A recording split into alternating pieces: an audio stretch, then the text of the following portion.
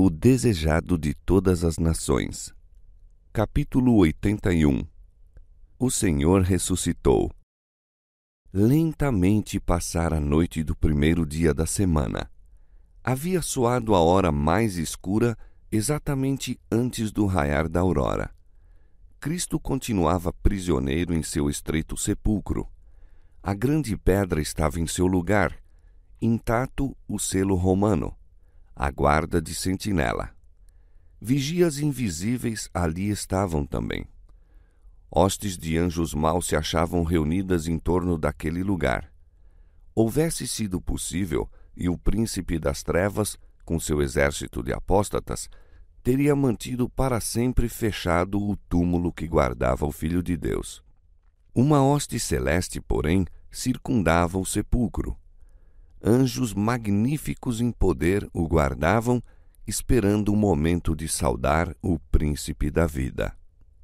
E eis que houvera um grande terremoto, porque um anjo do Senhor descendo do céu chegou. Vestido com a armadura de Deus, deixou este anjo as cortes celestiais.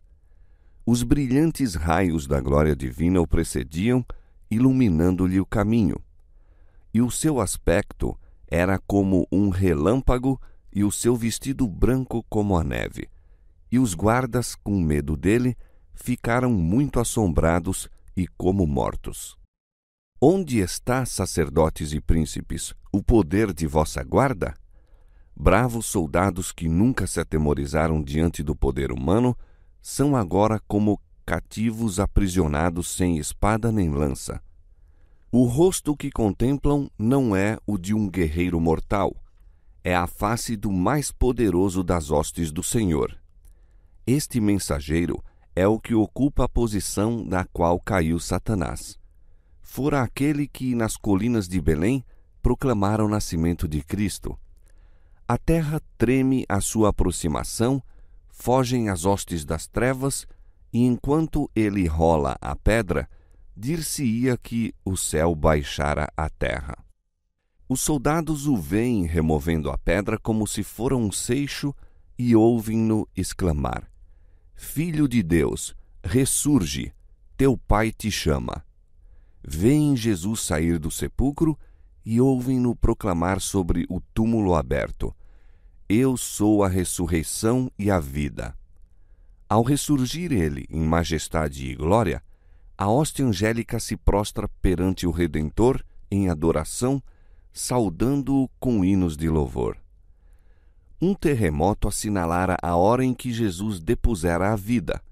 Outro terremoto indicou o momento em que a retomou em triunfo.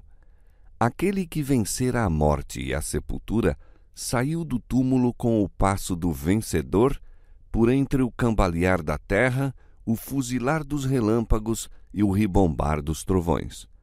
Quando vier novamente à terra, comoverá não só a terra, senão também o céu. De todo vacilará a terra como o ébrio, e será movida e removida como a choça.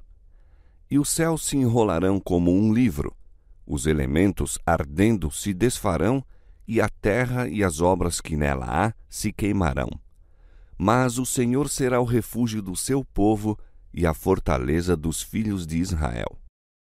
Ao morrer Jesus, tinham os soldados visto a terra envolta em trevas ao meio-dia.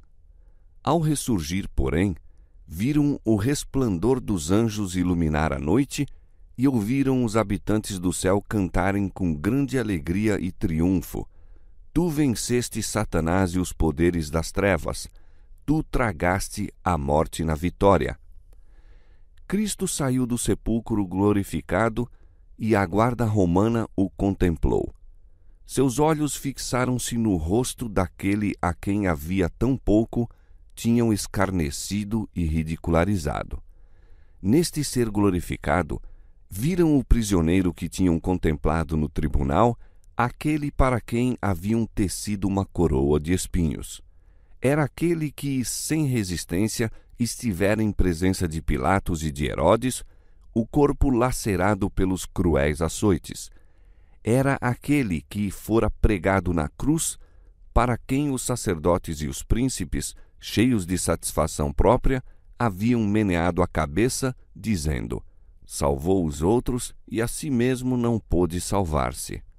Era aquele que fora deposto no sepulcro novo de José. O decreto do céu libertara o cativo. Montanhas amontoadas sobre montanhas em cima de seu túmulo não o poderiam haver impedido de sair. À vista dos anjos e do Salvador glorificado, os guardas romanos desmaiaram e ficaram como mortos. Quando a comitiva celeste foi oculta a seus olhos, eles se ergueram e, tão rápido como lhes permitiram os trêmulos membros, encaminharam-se para a porta do horto. Cambaleando como ébrios, precipitaram-se para a cidade, dando as maravilhosas novas àqueles com quem se encontravam. Iam em busca de Pilatos, mas sua narração foi levada às autoridades judaicas e os principais dos sacerdotes e os príncipes mandaram-nos buscar primeiro a sua presença. Estranho era o aspecto daqueles soldados. Tremendo de temor, faces desmaiadas, testificaram da ressurreição de Cristo. Disseram tudo exatamente como tinham visto. Não haviam tido tempo de pensar ou falar qualquer coisa que não fosse a verdade. Com doloroso acento, disseram: foi o Filho de Deus que foi crucificado. Ouvimos um anjo proclamá-lo a majestade do céu, o Rei da Glória. O rosto dos sacerdotes estava como o de um morto. Caifás tentou falar. Moveram-se-lhe os lábios, mas não conseguiram emitir nenhum som. Os soldados estavam para deixar a sala do conselho quando os deteve uma voz. Caifás conseguira falar por fim. Esperai, esperai, disse. Não digais a ninguém o que vistes. Uma mentirosa história foi então posta na boca dos soldados. Dizei: vieram de noite os seus discípulos e, dormindo nós, o furtaram. Aí se enganaram os sacerdotes. Como poderiam os soldados dizer que os discípulos tinham furtado o corpo enquanto eles dormiam? Se dormiam, como podiam saber? E houvessem os discípulos provadamente roubado o corpo de Cristo, não teriam os sacerdotes sido os primeiros a condená-los? Ou, caso houvesse as sentinelas dormido ao pé do sepulcro, não teriam os sacerdotes se apressado a acusá-los a Pilatos? Os soldados horrorizaram-se ao pensamento de trazerem sobre si mesmos a acusação de dormirem em seu posto. Era este um delito castigado com a morte. Deveriam dar um falso testemunho, enganando o povo e pondo em perigo a própria vida? Não tinham feito com toda a vigilância sua fatigante guarda? Como suportariam a prova, mesmo por amor do dinheiro, se juravam falso contra si próprios? A fim de impor silêncio ao testemunho que temiam, os sacerdotes prometeram salvaguardar os soldados, dizendo que Pilatos quereria tão pouco como eles próprios que aquela notícia circulasse. Os soldados romanos venderam sua integridade aos judeus por dinheiro. Chegaram à presença dos sacerdotes carregados com a mais assustadora mensagem de verdade. Saíram com uma carga de dinheiro e tendo na língua uma falsa história para eles forjada pelos sacerdotes. Entretanto, a notícia da ressurreição de Cristo fora levada a Pilatos. Se bem que este houvesse sido responsável por entregar Jesus à morte, estava relativamente descuidoso. Embora tivesse condenado o Salvador contra a vontade e com o sentimento de compaixão, não experimentara ainda verdadeiro pesar. Aterrado, fechara-se agora em casa, decidido a não ver ninguém. Os sacerdotes, porém, abrindo caminho até sua presença, contaram a história que haviam inventado e pediram-lhe que passasse por alto a negligência do dever por parte das sentinelas. Antes de assim fazer, ele próprio interrogou particularmente os guardas. Estes, temendo pela própria segurança, não ousaram ocultar nada e Pilatos tirou deles a narração de tudo quanto ocorrera. Não levou adiante a questão, mas desde aquele dia não houve mais paz para ele. Quando Jesus foi posto no sepulcro, Satanás triunfou. Ousou esperar que o Salvador não retomaria novamente a vida. Reclamava o corpo do Senhor e pôs sua guarda em torno do túmulo, procurando manter Cristo prisioneiro. Ficou furioso quando seus anjos fugiram diante do celeste mensageiro. Ao ver Cristo sair em triunfo, compreendeu que seu reino chegaria a termo e que ele devia morrer afinal. Matando Cristo, os sacerdotes se tinham tornado instrumentos de Satanás. Achavam-se agora inteiramente em seu poder. Estavam emaranhados numa teia da qual não viam escape senão continuando sua guerra contra Cristo. Ao ouvirem a notícia de sua ressurreição, temeram a ira do povo. Recearam que a própria vida corresse perigo. A única esperança para eles era provar ser Cristo um impostor, negando haver ressuscitado. Subornaram os soldados e conseguiram o silêncio de Pilatos. Espalharam por perto e por longe sua mentirosa história. Testemunhas havia, porém, a quem não podiam reduzir ao silêncio. Muitos tinham ouvido falar do testemunho dos soldados quanto à ressurreição de Cristo, e alguns dos mortos ressuscitados com Jesus apareceram a muitos, declarando que ele ressurgira. Foi levada aos sacerdotes a notícia de pessoas que tinham visto esses ressuscitados, ouvindo o testemunho deles. Os sacerdotes e os principais estavam em contínuo terror não acontecesse que, ao andar pelas ruas ou no interior das próprias casas, se vissem a encontrar face a face com Jesus. Sentiam que não havia segurança para eles. Ferrolhos e traves não passavam de frágil proteção contra o Filho de Deus. De dia e de noite achava-se diante deles aquela horrível cena do tribunal, quando clamaram: o seu sangue caia sobre nós e sobre nossos filhos. Nunca mais lhes havia de apagar da memória aquela cena. Jamais desceria sobre eles um sono tranquilo. Quando foi ouvida no túmulo de Cristo a voz do poderoso anjo dizendo: teu Pai te chama, o Salvador saiu do sepulcro pela vida que havia em si mesmo. Provou-se então a verdade de suas palavras: dou a minha vida para tornar a tomá-la. Tenho poder para a dar e poder para tornar a tomá-la. Então se cumpriu a profecia que fizera os sacerdotes e príncipes: derribai este templo e em 3 dias o levantarei. Sobre o fendido sepulcro de José, Cristo proclamara triunfante: eu sou a ressurreição e a vida. Estas palavras só podiam ser proferidas pela divindade. Todos os seres criados vivem pela vontade e poder de Deus.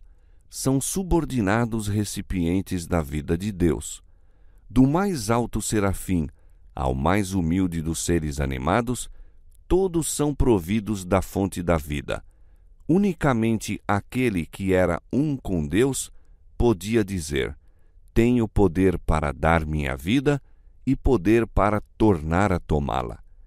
Em sua divindade, possuía Cristo o poder de quebrar as algemas da morte. Cristo ressurgiu dos mortos como as primícias dos que dormem. Era representado pelo molho movido e sua ressurreição teve lugar no próprio dia em que o mesmo devia ser apresentado perante o Senhor. Por mais de 1000 anos, esta simbólica cerimônia fora realizada. Das searas colhiam-se as primeiras espigas de grãos maduros, e quando o povo subia a Jerusalém, por ocasião da Páscoa, o molho das primícias era movido como uma oferta de ações de graças perante o Senhor. Enquanto essa oferenda não fosse apresentada, a foice não podia ser metida aos cereais, nem estes ser reunidos em molhos. O molho dedicado a Deus representava a colheita. Assim, Cristo, as primícias, representava a grande messe espiritual a ser colhida para o reino de Deus. Sua ressurreição é o tipo e o penhor da ressurreição de todos os justos mortos. Porque se cremos que Jesus morreu e ressuscitou, assim também aos que em Jesus dormem, Deus os tornará a trazer com ele. Quando Cristo ressurgiu, trouxe do sepulcro uma multidão de cativos.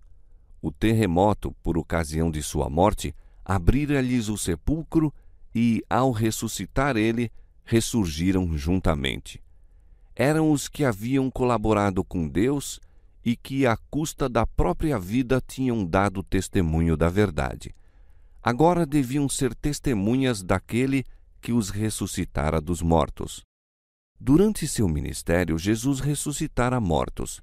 Fizera reviver o filho da viúva de Naim, a filha do principal e Lázaro. Estes não foram revestidos de imortalidade. Ressurgidos, estavam ainda sujeitos à morte. Aqueles, porém, que ressurgiram por ocasião da ressurreição de Cristo, saíram para a vida eterna. Ascenderam com ele como troféus de sua vitória sobre a morte e o sepulcro. Estes, disse Cristo, não mais são cativos de Satanás. Eu os redimi. Trouxe-os da sepultura como as primícias de meu poder, para estarem comigo onde eu estiver, para nunca mais verem a morte, nem experimentarem a dor.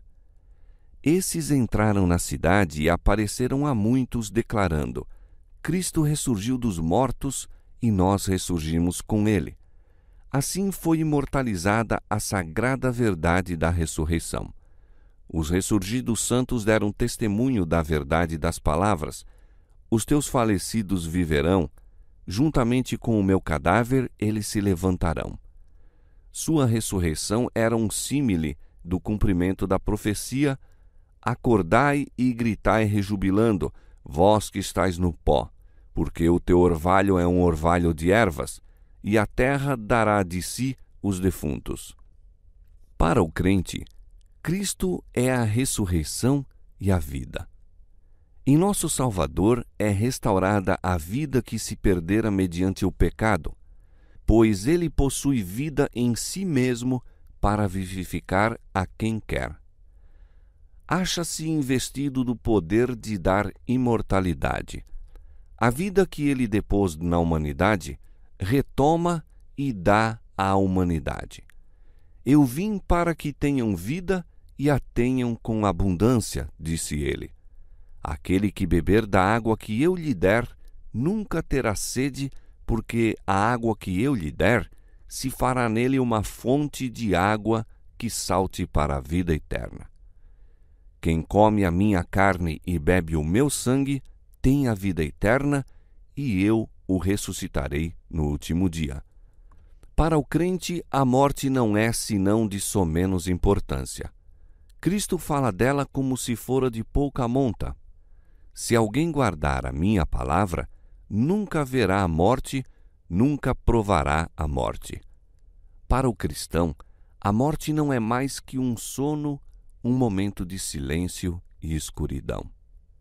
A vida está escondida com Cristo em Deus, e quando Cristo, que é a nossa vida, se manifestar, então também vós vos manifestareis com ele em glória. A voz que bradou da cruz, está consumado, foi ouvida entre os mortos.